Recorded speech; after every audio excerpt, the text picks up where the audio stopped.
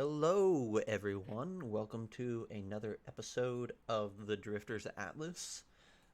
This is the show where we build a world live on stream with the help of our audience. If you're joining us in the chat right now or at any point, feel free to add your own insight, opinion, suggestions, and we will, at the very least, discuss them. And it's been a good track record so far. Stand by. Yes. Yes. Welcome, guys. I'm sorry we had a little feedback there for 1 second. I have the stream up on a different screen to watch the chat, and the screen happened to have noise coming through. So Yeah, there we go. Well, tonight, what we're going to do is we're going to mess with the information that chat gave us on Tuesday.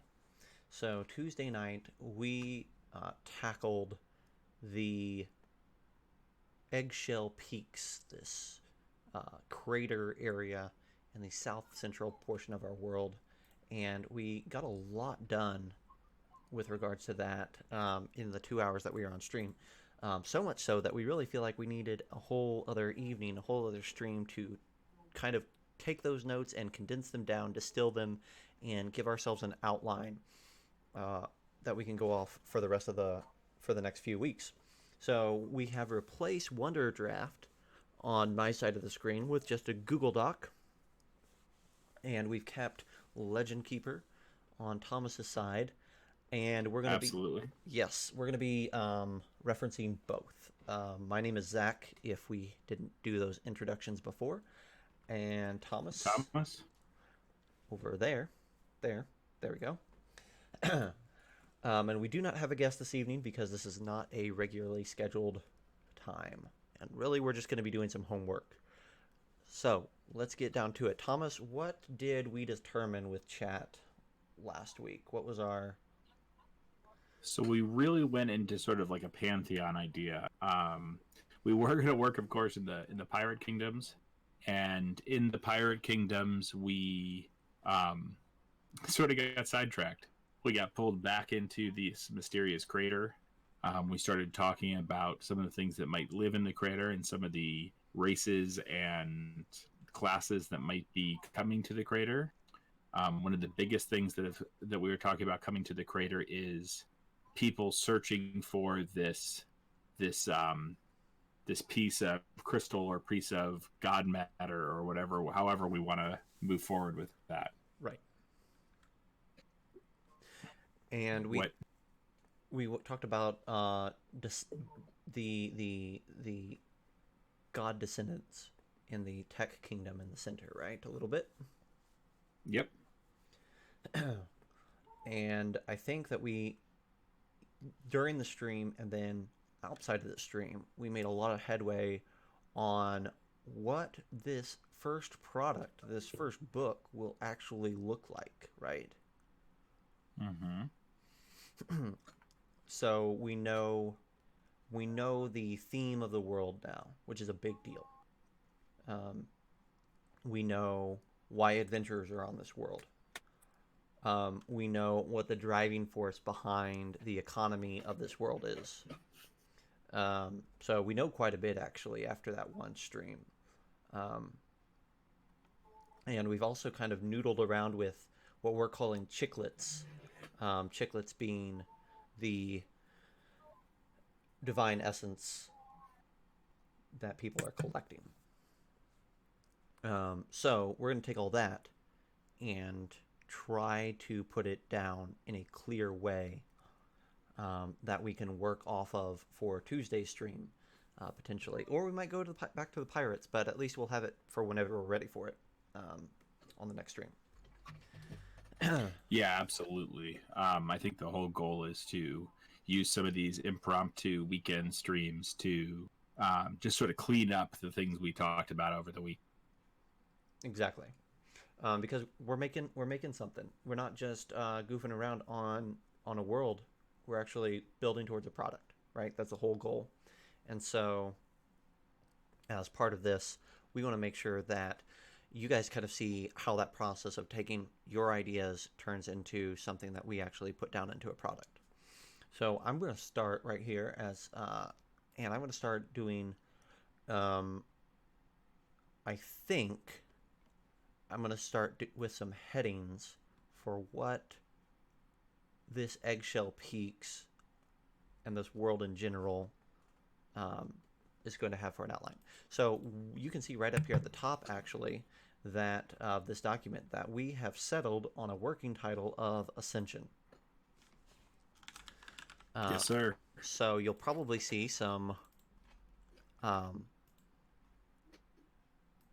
some extra logo work done with that name from here on out. But we know that Ascension is the main thing, so this is going to be Ascension outline. We have also talked about some other projects on the channel here. So we're going to see the Drifters Atlas sort of being the name of the channel and the umbrella. And so we're going to see some things maybe like the Drifters Atlas presents Ascension and things. So if you see anything like that, don't. It's all the same thing. We're just trying to figure out what makes sense for the long term here. Exactly. All right, so let's settle in, and let's talk about the best way that I can think about to do this, Thomas, and you tell me if you have a different opinion. But we know what this book is going to contain, and we can start building out this world, but really the way that we need to build out this world or this area is from the concept of looking at it as a book, right? Yes, I think that was our entire goal to begin with, is to have something physical that once we are through with the suggestions of our viewers, we can compile it all together and have it something that they can use back and forth, like a material that they can use for their home games. Exactly. So what we kind of know roughly what we want this first book to contain, but we need to put it down on paper. So I want to pull up a couple of references here that we had talked about. But right out the gate, we know that this book is going to contain the campaign setting, right? This is where we talk about how this world functions. And part of that campaign setting is almost certainly a notation on kingdoms and on Pantheon, or how a Pantheon will work in this setting, right? Yep. Especially since the Pantheon is going to be something completely different here than you were dealing with in most of our fantasy games currently. Right. And then kind of leading away from that, and these two might be joined at some later date, but we know that we are going to have, and this is a working title certainly, but we know that we're going to have a Chiclets section, right? Yes, it is. It is definitely a working title. I don't think that is anywhere near what we want it to be at the end, but at least for now, it's we don't know what to call this material yet. One of the things that makes this stream so special is that we're using the ideas from the crowd, the chat. So it's something that Zach and I don't want to make up just on our own. Yeah. And honestly, it's this. The word here doesn't matter for now, up for a long time, as long as we all are using a word to communicate it.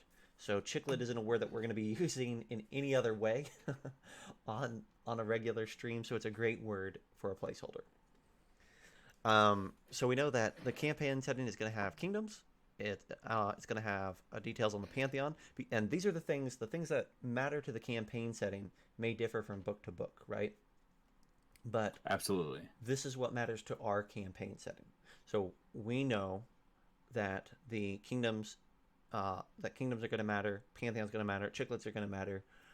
Along with Chiclets is something that's going to be called, and I'm going to put it with that because I'm pretty sure it's going to be there, is the inciting event, which is the crater. right? Um, Yes, we have to communicate what that event was, so that the DMs can communicate that to the players, right? correct. Um, Absolutely. you could communicate things like um, calendars and holidays and things of that nature. And I'm going to ask you right now, Thomas. I am not. I don't necessarily care about those things as much. But what else would you put in a campaign setting? See, so I want to make a campaign setting that is special, right? So I want to make something that you can't pick a book that's already out there and grab for fifth edition. Mm-hmm. So one of the things that I think we want to that you and I have talked about including is some specialty monsters, some monsters you could only get here from the Drifters Atlas. Yep. Some maybe some classes and races that you could only get here at the Drifters Atlas. Mm-hmm. And when you talk about campaign setting, if we go back to that, I'm sorry, I sort of jumped out of and back into the whole book as a whole, not just campaign setting. You're good. But You're good. in a campaign setting, I think that I I don't think calendar is as big as it needs to be. Or I think calendar is hard for a lot of DMs who are running, right? Mm-hmm. It's really hard for me to have to remember how many days we've been somewhere and everything else. Mm-hmm. It's just something that I've barely ever done in any of my games. Right. I have, though, used special holidays in my games. Mm-hmm. So, like a Midsummer's Fest or an Oktoberfest kind of feel. And what's nice is if we could include those sort of traditions, they can be put in when DMs want to use them. Do you think that that is? Do you think that the different kingdoms have different holidays, or do you think that this world as a whole celebrates by and large the same holidays? I think probably I think that you could if we get to a point where we're really detailing kingdoms, I think there's probably subtle differences. But our world being 400 miles from top to bottom, 600 miles across or something, Mm-hmm.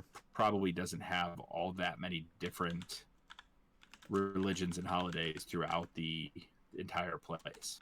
So I'm going to put special holidays and then historic events as kind of. What do you think about that with the different holidays and from different sides of the map? I'm in a complete agreement. I think that there's obviously going to be different holidays between different races, but I think that by and large, it makes sense that in this small of an area that there are certain holidays that are celebrated across the board, or at least recognized, and we see that in our world, so it makes sense to pin it in this one too. And if we saw this being a 2,000-mile map, Mm-hmm. you could reasonably say that people from this part of the town would never have seen the people from this part of the map. Mm-hmm. And you see that in like Forgotten Realms when you see the North being um, anywhere from 10 towns all the way down to like Boulder's Gate. Mm-hmm. Well, there's really a whole nother section of Forgotten Realms to the south or to the east, in border kingdoms to the east, and then to the south you have Kalimshan and all of the sort of the Arabian area in the desert. Mm-hmm. And it's just not spoken about in Forgotten Realms as much because it's just so far away. Exactly. Exactly. So, And I yeah, I'm in agreement there. So if so I was just saying that with it being that far away, then you have different traditions and different customs because the not only does the world dictate it, but the weather dictates it and everything else as well. exactly, exactly, and we're gonna have a little bit of weather differences in this setting, but not a lot. We're not gonna have extremes um, of every variety. Certainly, we're gonna have some things like we know we're gonna have an area of tundra, and we know we're gonna have an area of forest, and we know we're gonna have this area of mountains. So already we've got several, but we may not have jungle. We haven't determined that, right? The stream will help us determine if that's a thing. We don't know if we're gonna have deserts, things like that. Um, I honestly, if I was gonna do this, if I was gonna talk about this campaign setting, I feel like these things plus the other elements that we're gonna put in this book will communicate the setting, and I would rather communicate more of the setting through player options and through the adventures than to expect the DM to have to read 60 pages to know what's going on. And chiclets is going to be a big thing, right? Like, Yep. so one of the things that's going to really change our world is these chiclets. I mean, we've talked about things like crafting, Mm-hmm. and the chiclets come into a role in crafting as well.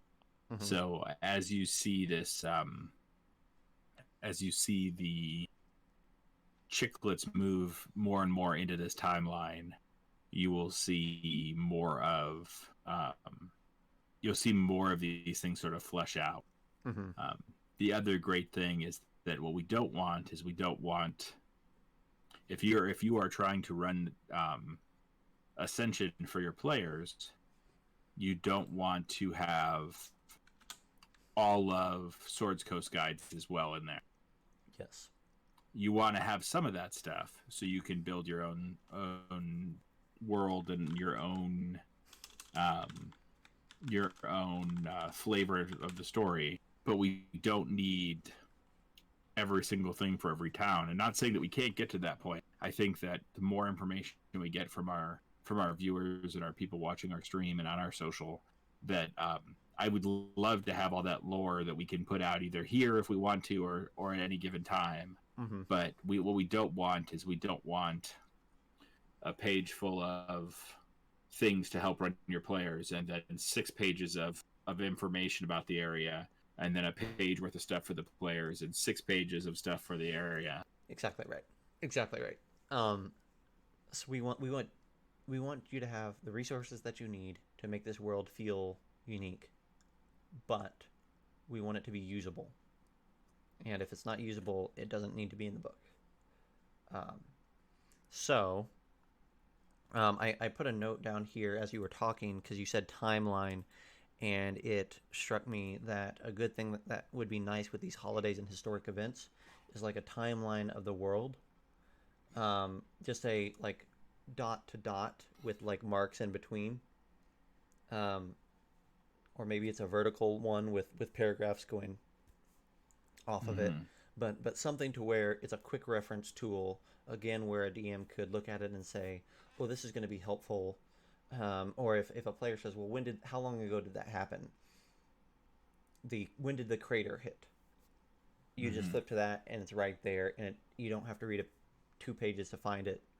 It's in the bullet points, right? Yeah, and that might be something we put in the front or the back of the book, right? Mm-hmm.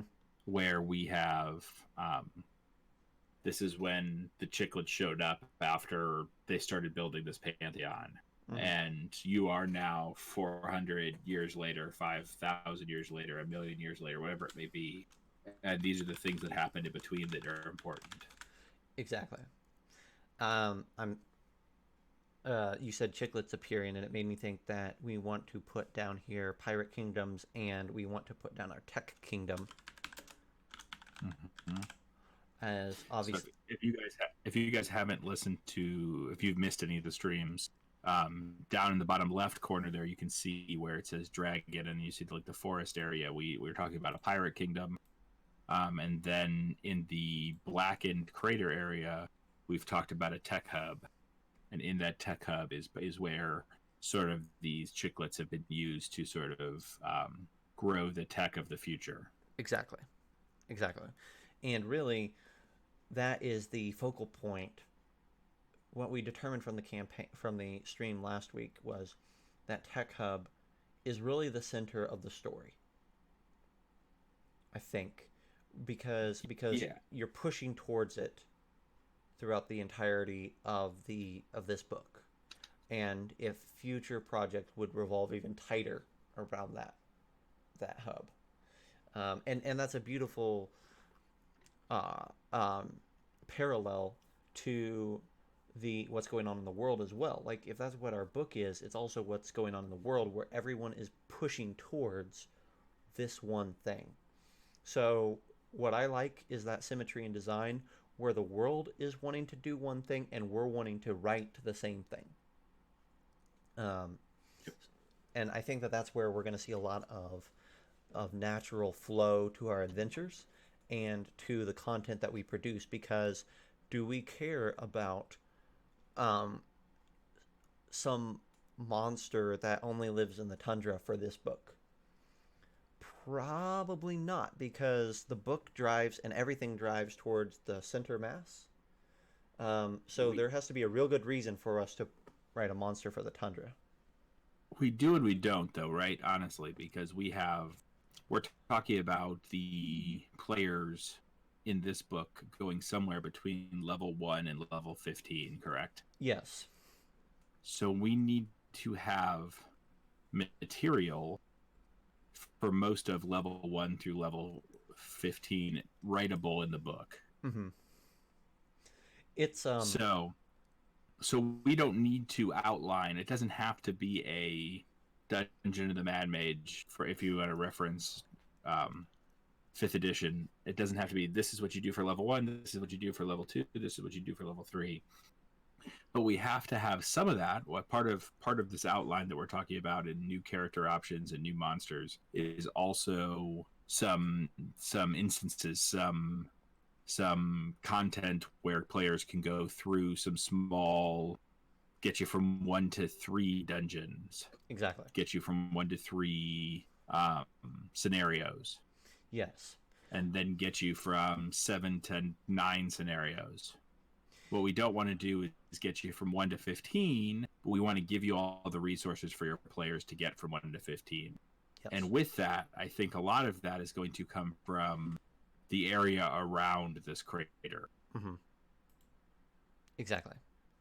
Exactly. I completely agree. And I think that you hit the nail on the head, right? Like the monsters and the content will be created for the adventures, right?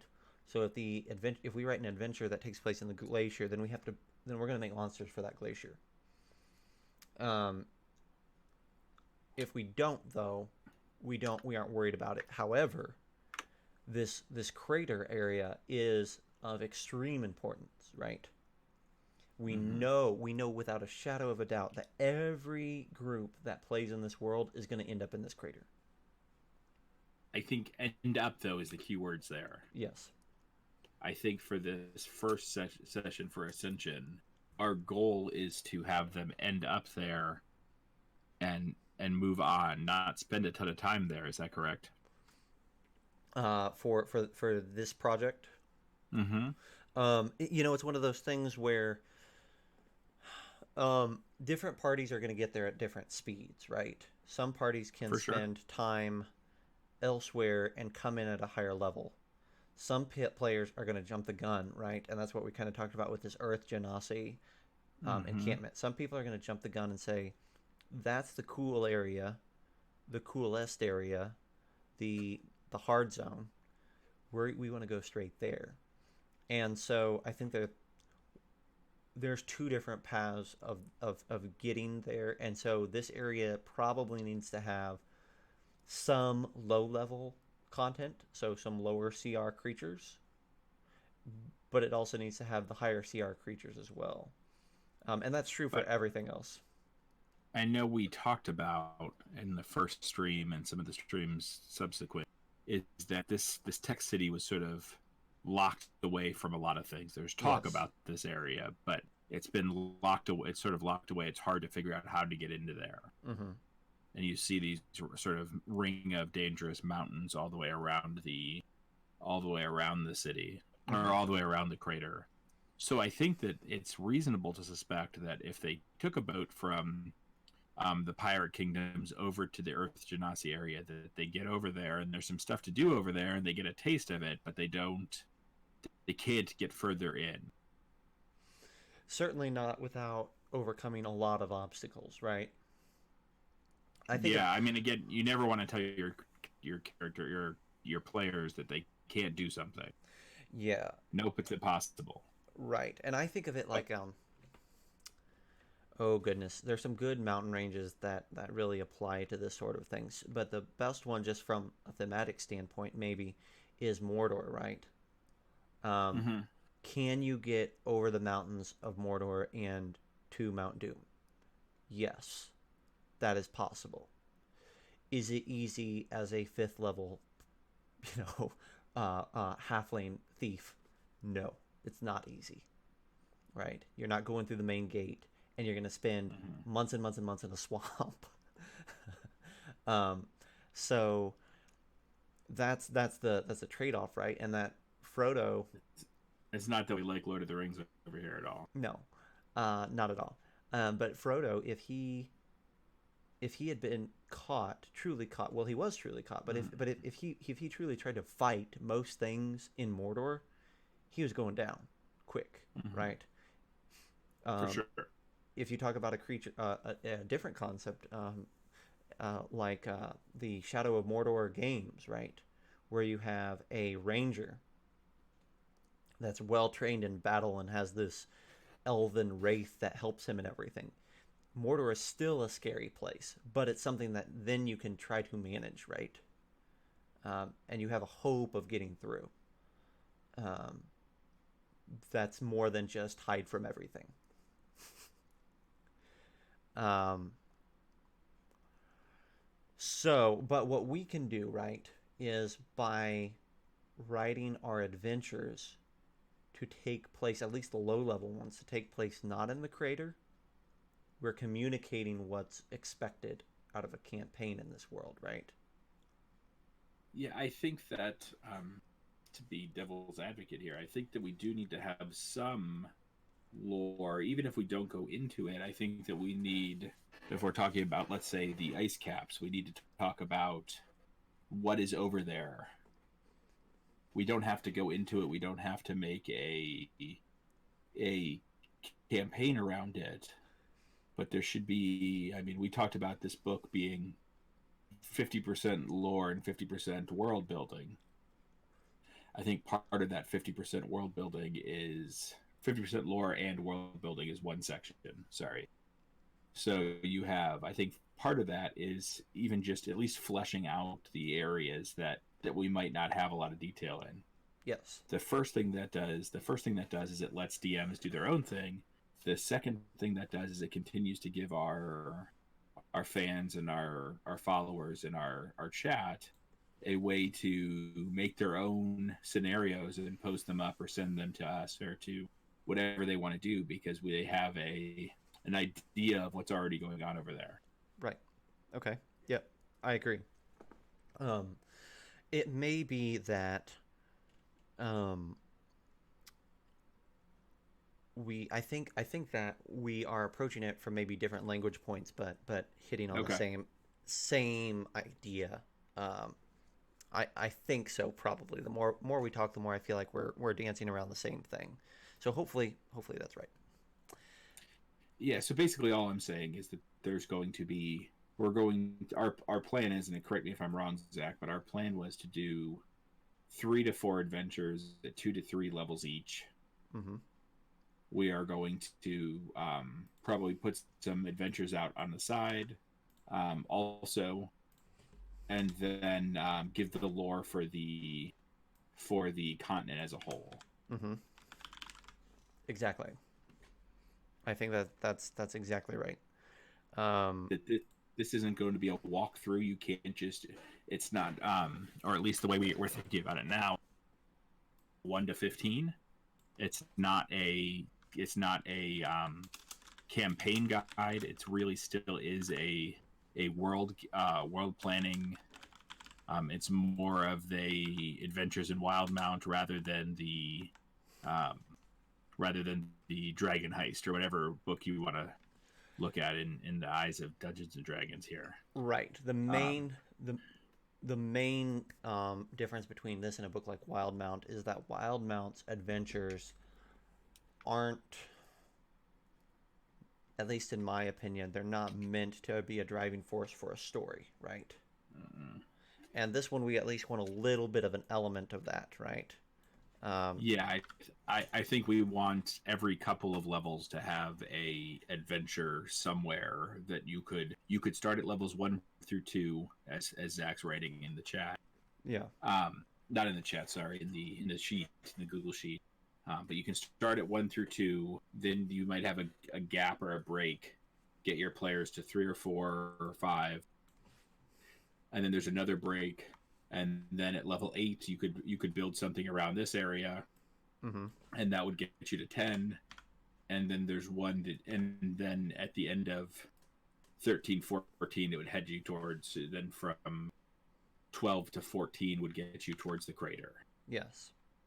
Yes. And with this and any supplemental stuff that we can put out, you will have a good median into our world that if you wanted to, you could pick up and start at 1 through 2. And while you're running your players through the first adventure and through the first couple towns, you could be working on what you want to do to get ready between second level and fifth and fourth level, or fifth level, when you get them to the next thing that we have written.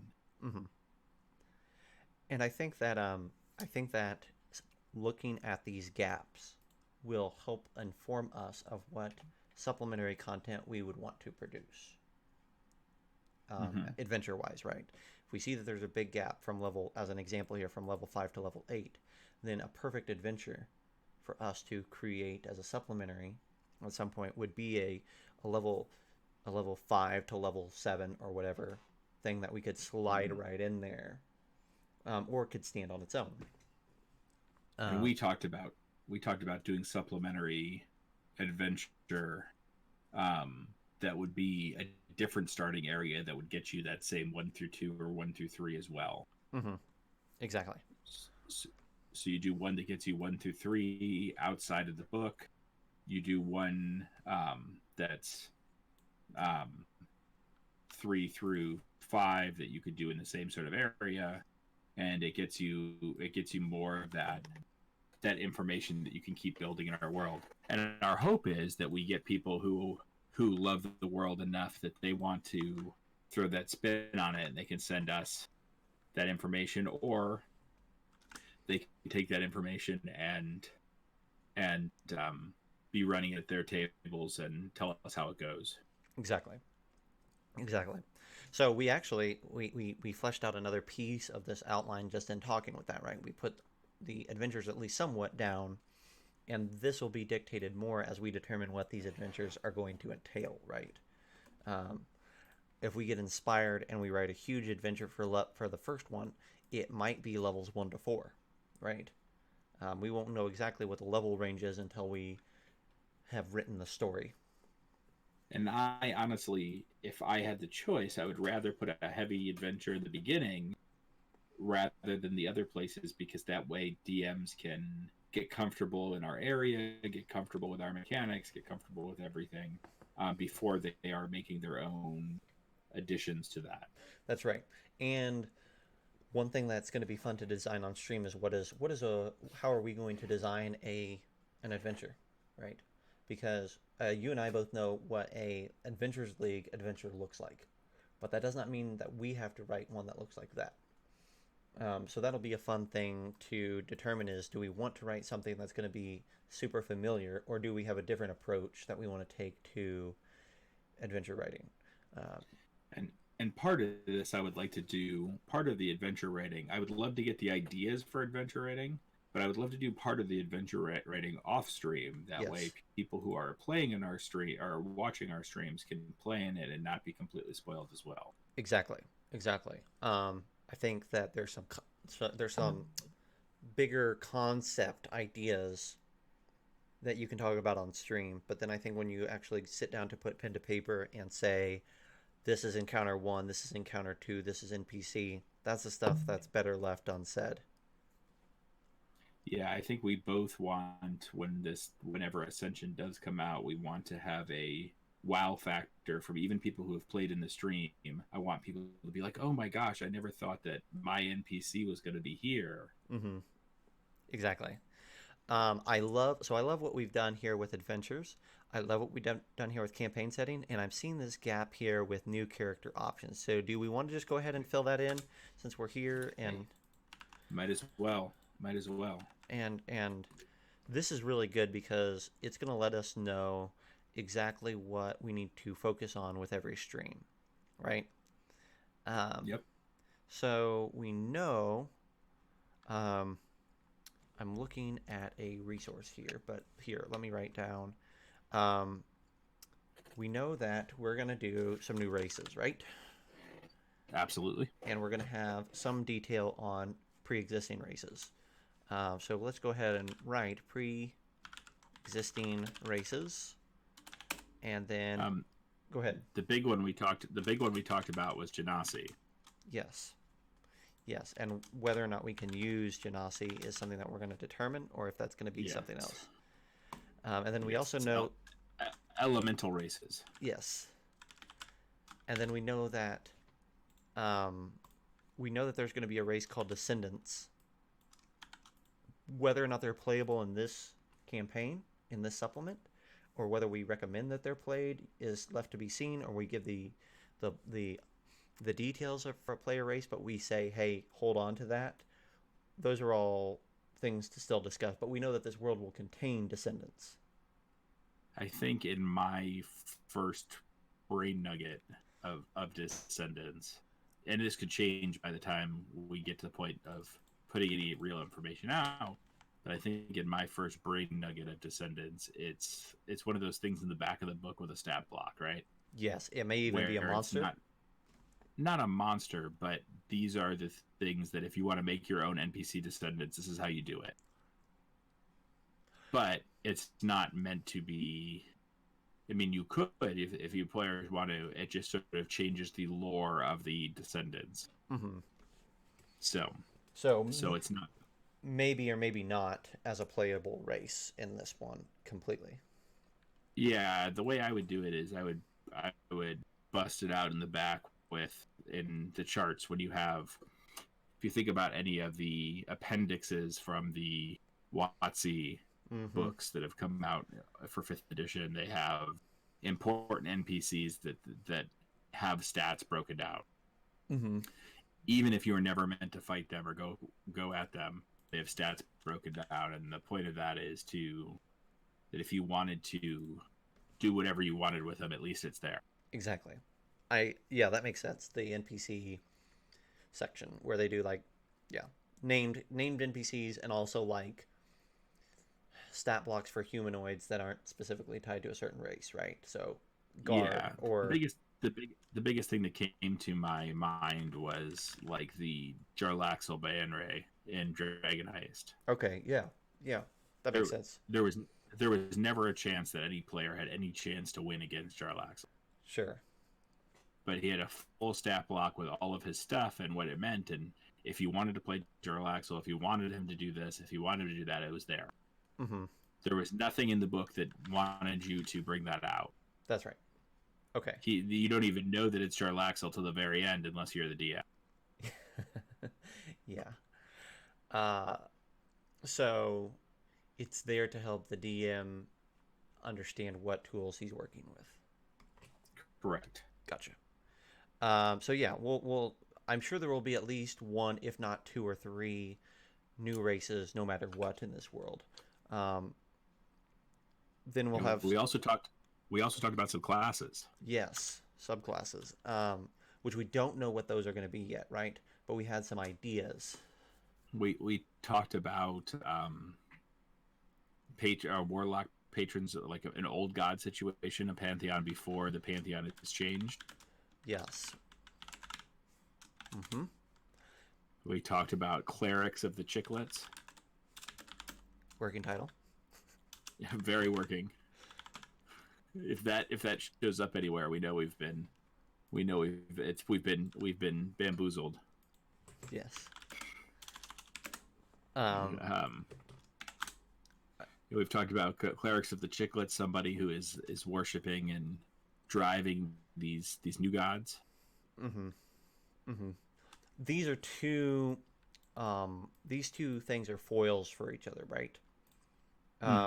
these two would be diametrically opposed. Yep. Warlocks and clerics in this world, if we carried this as a template. And it doesn't have to be warlocks and clerics in this world. You could say that there are warlocks that aren't of the old gods. Mm-hmm. You could be there could be you could play a warlock. You could play a warlock that is a hexblade warlock who is a fiend pack or whatever, and it's just like any other warlock. Let me post you something. So I'm thinking about, you just said other entities, and it made me think Pantheon isn't the only thing that matters up here, right? There's one other thing that matters that we haven't addressed, which is extraplanar.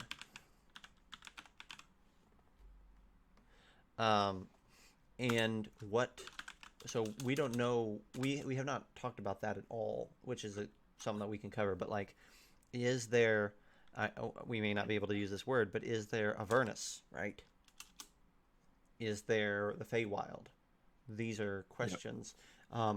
Are maybe, of course, we're going to want to be able to use things like devils or Fey. I don't know if we can use Avernus. I know we can use things like Fey. I think those are all open license. Yes. But we know we want the creatures from those places, right? We want to be able to have a pit fiend as an optional creature on this world, right? So, and Feywild's just so cool. Oh yeah. Oh, I don't care what we do. I mean, like I care very much about what we do here with Drifters Atlas, but at some point I want to do just a section of the Feywild. Mm-hmm. And that's who I am. Yeah, I love that idea, and I love, like, in my mind, like, I would like to do something that addresses the idea of planar creatures in a way that is different than different planes that are hard to get to.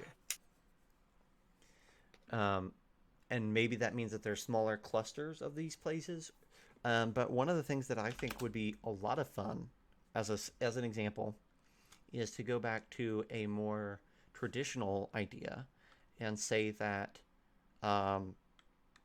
devils and demons come from below. Mm-hmm. Like the Underdark, so to speak, right? Yeah, like the old Simpsons I don't know. I know I'm not that much older than you are, but the old Simpsons episodes early on when you see like the stalactites and stalagmites they're in this cave. And yeah, I love that idea that it's as simple as digging to break into a whole new world. So you could even go with the fact that like a colony of dwarves or something is getting too far underground. Have they dug too greedily and too deep? I mean, you see that with Drow in a lot of the Forgotten Realms things. Exactly. And while Drow are a little played out, or not, I guess played out is unfair. I love the idea of Drow, but it's done a lot. Mm-hmm. Mm-hmm. So I think this is a great way to have something else that you run into underground. Yeah. Well, and it's something like we're gonna, like, evidently this is a Lord of the Rings stream, right? But like, how cool is that idea that like dwarves dug down and unlocked a pit fiend, right? Like that's such a cool idea, right? And it hints at so much, and so that's just an idea, but and we went too deep into a forest and found this fey pool, right? And there may be aspects of these creatures, maybe different types, maybe a certain type develops around the crater. There may be an answer there, like as a off the cuff example, maybe the Shadowfell or the Shadow Realm is manifested because of the crater, right? So we can put basically an entire plane of existence in another place. We can just sit that on the crater. You could definitely have more Shadowfell or more celestial sort of people there, right? Right. We already talked about having sort of forces at odds in the crater, Mm-hmm. where you have one people that are sort of against the idea of what's going on, and one that is trying to force more of this sort of ascension. Mm-hmm. Mm-hmm. So you got me inspired there, so I wanted to make sure we got some notes down. But we were thinking about subclasses, and we knew we don't have to think of other subclass ideas right now. But I'm glad that you remembered both the warlock and the chiclet cleric. And of course, this all comes down. You could do any of the religious classes, right? You could do druids Mm-hmm. because the earth is being tainted in this area, Mm-hmm. and you could do paladins because that's just basically a fighting cleric. Yes. Oh, yes. Certainly. So you could have a subclass of all of these, because this book is greatly about religion to an extent. Oh, that's such a good that is such a good statement. Um, that is such a good statement. So I'm gonna write that down here. Actually, that um,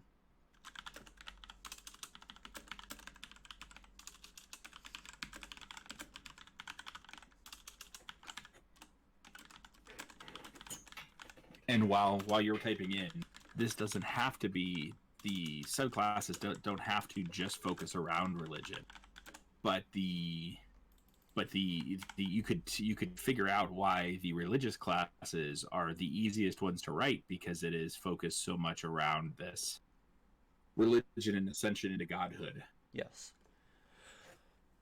I mean, you could figure out a whole subclass of how rogues take this chiclet and figure out how to change that. Right. Exactly.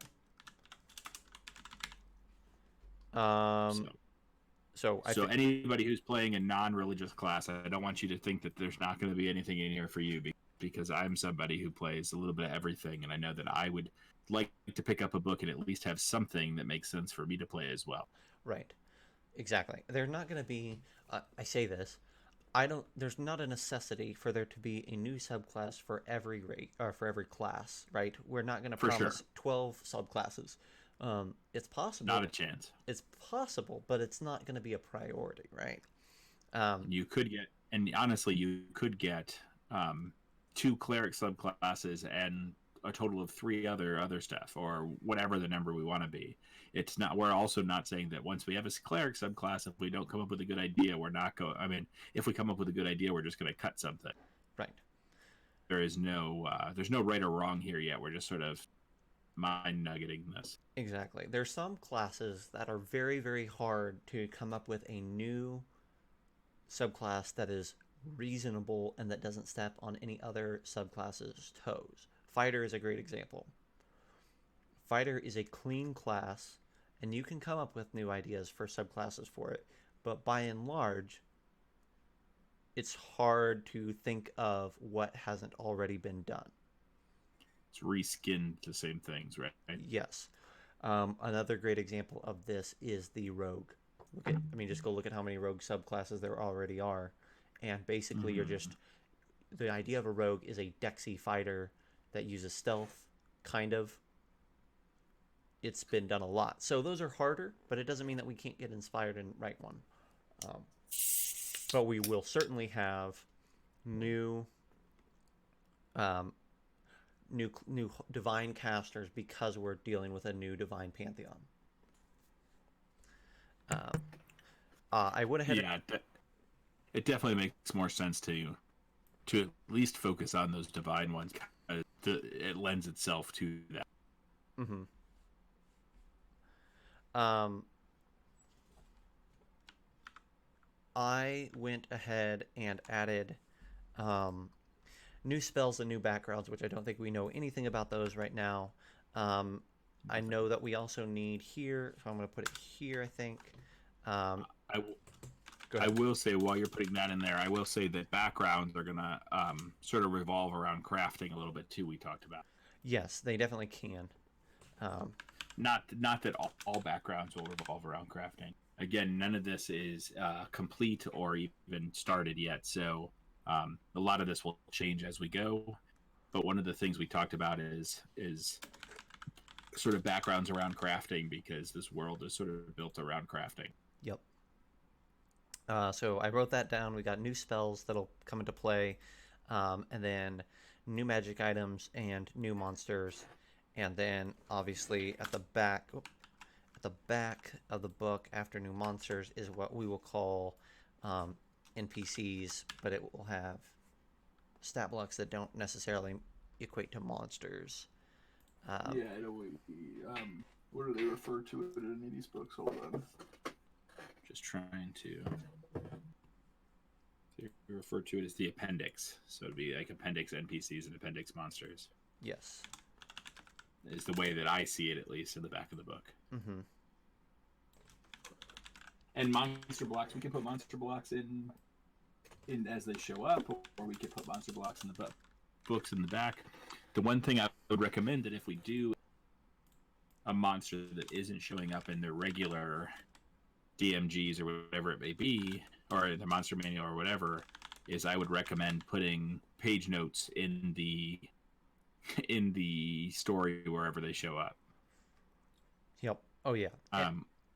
One of the biggest things that I find from any tabletop RPG is that flipping back and forth through the book without an idea of exactly where it is the easiest way to lose your players. Yep. There's even maybe a case to be made, depending on how the book is designed, where we could even do like a sidebar or a footnote that gives like base stats for the creature. So if you want to know its AC and its hit point count and it's to hit modifier right from the start, you can just look down the footnotes and at least know your starting information for that sort of a thing. It's literally the biggest, and I'll get off topic a little bit here, but it's the biggest problem I have at convention, right? Mm-hmm. Where you have an adventure that you've run a couple of times, but you're not used to every aspect of it, and you are going back and forth through the monsters in the back. And I often take my Adventure League books and cut our Adventure League PDFs and cut them up and paste the monsters right behind where I'm going and everything else, so I have everything in one spot. Exactly. Yes, I do largely the same thing, maybe a different format, but there's always that, and that's mandated by Wizards, right? And we, I think all of us feel like there's a better way to do that, and when we can make our own thing, then we're going to find a better way to do it. And maybe we succeed, and maybe we fall on our faces and we say, well, of course, this is exactly why Wizards does it the way they do it. But we can try. And again, the how clean those Adventure League mods come is really nice. Don't get me wrong. I know people put a lot of work into those mods, and I'm not trying to take any of that away from anybody. But what I am saying is that it seems to be easy to put, like a lot of the adventures, for at least for WotC, have like the blue box when you're supposed to read something to your players. Mm-hmm. If you had a blue box that had the base stats for that monster, if it wasn't a common monster, right? Yep. So when I prep my games at home, I have pages of the Dungeons and Dragons monster cards. Mm. As you can see, I just threw it up on the stream there. And I have those all ready to go, so I can pull them up as I go. Mm-hmm. But if I have a monster that I've never had before, it would be nice to have that right there in the book. I agree. Okay, so I know that we're going to realize something that we forgot to put in here at some point. But is there anything that right off the top of your head you feel like this should definitely go in there right now? Nothing. I think that with this magical items, we're going to see the extended use of chiclet. You're going to see that in magical items, but also in chiclets to begin with. Yes. So you're going to see some chiclet magic that has been developed um, either through crafting or through just chiclets being in the world long enough that people have harnessed this energy. Mm-hmm. Mm-hmm. I agree. Um, so I think that will definitely be that. What also we know is that the magic item appendix will be filled out with rewards from the adventures, right? Yes. So by defeating the boss of the level 1 to 3, you're going to get something, and we're going to detail it here. I also think that there's probably some things in that magic item appendix that aren't put into the world anywhere, right? So that if you pick up the book and you run all of our adventures in the book, there's also some of these magic items that the DM can place wherever. Yep, exactly. The Everon guide is really good about that, right? It helps inform the flavor of the world to especially like common and uncommon magic items. Um, when you go into the store, what's sitting next to the potion of cure wounds, right? Those things that Mm-hmm. are somewhat everyday magic can help. Like in Eberron, it's like arm blades, right? That's a big deal. Mm-hmm. Um, another thing that they use is prosthetic limbs are considered magic items in Eberron. So like those two things tell you a lot, right, about the setting. Um, so things like that. Yeah, and I think there's also even some exciting magic items that aren't common or uncommon, maybe rare and ultra and super rare Mm-hmm. um, items that don't show up in these adventures. That way, what's the coolest thing that we can find is giving our players something they've never heard or seen about before. It's one of the reasons why magic item books do so well on the DM's Guild and on Kickstarter and things like that. Mm-hmm. Because magic items are such a great part of role playing games that that we always are looking for something to really wow our players. Right. So it's great to have these items that can be found in the pit of despair or whatever it is, whatever we pick for the Yeah. 1 to 3 level um, 1 to 3 level adventure. But it's also great to be like, hey, this very rare item is found or was found in the icy shelf of whatever. It is loose in the world. It hasn't been seen for 200 years. Mm-hmm. And you give a small paragraph of lore on it, you stat it out, and you let the DM, whoever's running the area, oh my gosh, this just showed up. This guy came in and he has this hammer that you've never seen before. Mm-hmm. Mm-hmm. The black razor or the um, things like that of this world are cool things to notate, right? Those artifacts, if you will, can Mm-hmm. be really cool, and they help, like we talked about at the very beginning, that it helps inform the setting in a way that's not adding another quarter page of text to the campaign setting over here. Instead, we give Mm-hmm. you a cool magic item that you want to read about, and we get to put some lore in that as well, right? Mm-hmm. And you throw that in the back with the magic items in the back of the book because it's one of the things whoever buys the book is a go-to first anyway. Mm-hmm. Mm-hmm. Oh yeah, exactly. We are going to inspire people. We hope to inspire people to read the campaign setting, right? Through Mm-hmm. the things that they're going to look at first. Everyone and their mom looks at magic items and bestiaries and character options first when they get a new book. And what would be nice is that if we have in the magic item and we have brain cleaver or whatever it may be, and in the lore it links you to a page that talks about that area or talks about the lore of that weapon in the in the campaign setting. Yeah, that would be cool. Bare minimum, it should mention the kingdom or Yeah. or any historical events that are pertinence.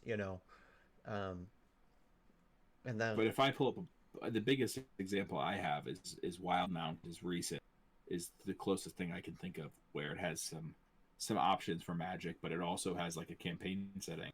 mm-hmm, And if I found that item and it had a place to link me right to where I could read about that item or read about the area it came from, I would do it almost every time, and it would make me read the whole section for that. exactly.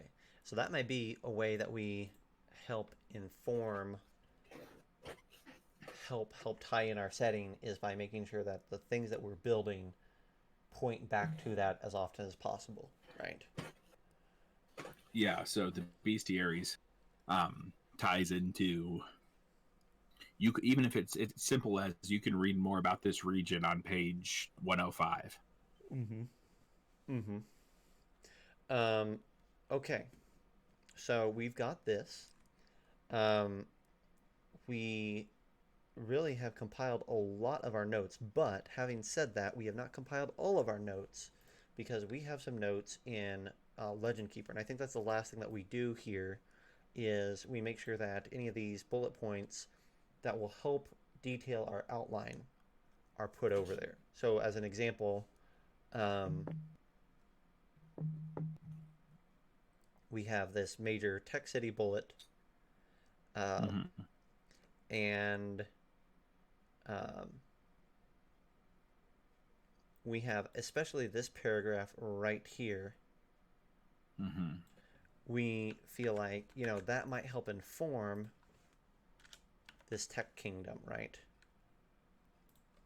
Yes. So when I go or you go or whoever goes to write this bit about tech kingdom, start fleshing this out, this is our bible, right? This is the document that they can go and say, what do we know about the tech kingdom?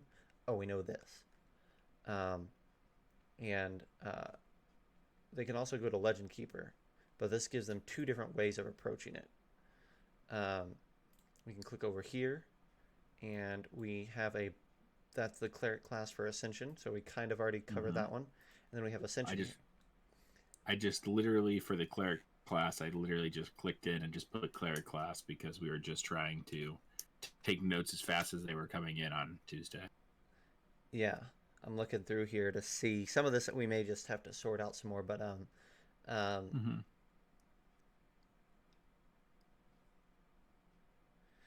um, there's probably, right, if we're looking here, there is probably several things. This is probably crafting, but it's probably also ascending Mm-hmm. as a as a Well, there's going to be. We talked about having three options for the chiclets. right. We talked about crafting with the chiclets. We talked about some sort of skill that you gain by turning it like using the power of the chiclets, Yeah, feat or and skill we talked base. about ascension. What we'll call it a character ability um, mod is what we is that third thing. So this is important, right? We need to be very clear on and honestly, like this is so important that there's probably something in the book that makes this super easy to find. Maybe a full color, full page piece of art next to it or something. Because Mm-hmm. this is the overarching theme, right? If the book's titled Ascension, it needs to be very easy to reference the rules on ascending. Because your players are going to be asking every other session, okay, how long does it take to ascend? Yada, yada, yada, yada, right? I've got 8 chiclets. What do I have to do? Right. So we know that this piece is going to be heavily referenced. So even though it's 1, 2, 3 levels down in our headings, it's Mm-hmm. actually a big deal. Um, so we'll keep that in mind. Um, we talked about art theme telling a story. Also, I don't know if we want to go deep into that right now, but we also talked about an art theme telling the story of Ascension throughout the book. Yes. Um, we know, um, and we could probably put that like down here at the bottom, right? We could Yeah. do, um, because this is not a part of the book, but it's still going to be a part of the book, which is Mm-hmm. art assets. And we know we're going to need um, progression, we're calling it. Yeah. Um, perfect. And then We also, if we're staying on art for 2 seconds, we also talked about like town and city maps for everywhere that's going on. We want to include detailed map work. Yep. Yep. And then here,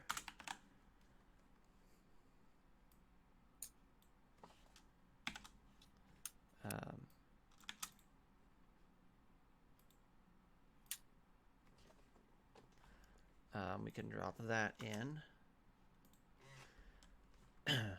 This, and then as we know more clearly, we can turn these from questions into statements, right? So here we have Pantheon only has 12 to 15 seats, right?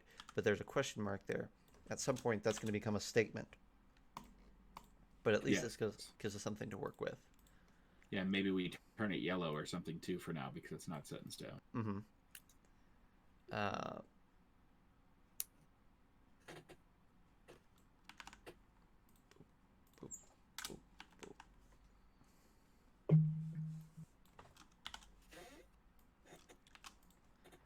Cool. And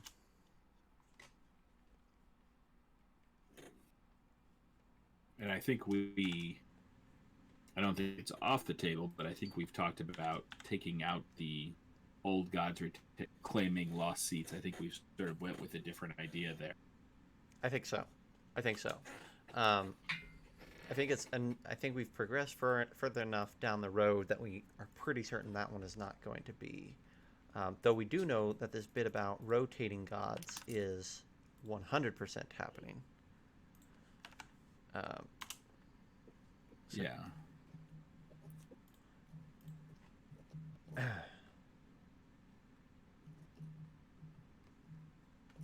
And then, we know about this corrupting resource, right? We've talked about these chiclets there's a crafting and ascending and a character ability, but there's also perhaps a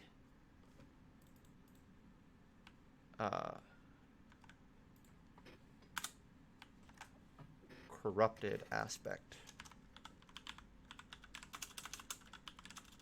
And that may go here, it may end up going with the Pantheon.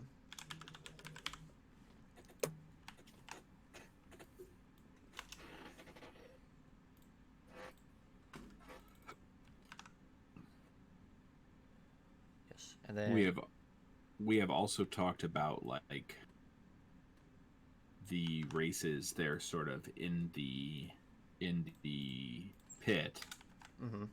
in the crater, sorry.